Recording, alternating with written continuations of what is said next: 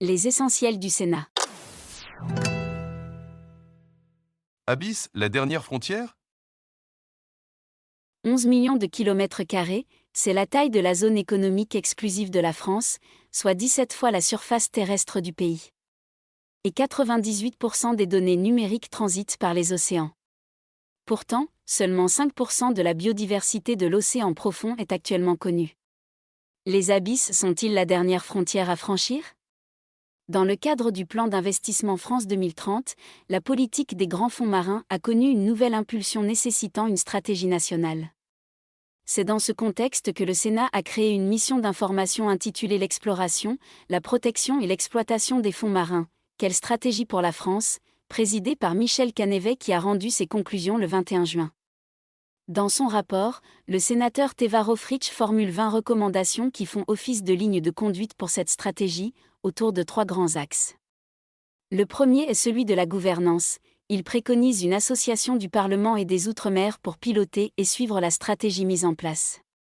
La multiplicité des acteurs dans ce dossier impose en effet la mise en place d'une feuille de route précise et effective. C'est pourquoi il recommande la désignation d'un délégué interministériel aux fonds marins et la reconstitution d'un ministère de la mer de plein exercice. Le deuxième axe est celui de la méconnaissance des fonds marins et de leurs écosystèmes. Celle-ci ne peut que conduire à une exploitation irresponsable des ressources minières. C'est pourquoi les sénateurs recommandent de conditionner toute ouverture d'exploitation minière à un débat associant Parlement et Outre-mer, permettant ainsi d'évaluer la viabilité du projet, ainsi que la création d'un conseil scientifique et d'un pôle d'excellence chargé de la compréhension des fonds marins.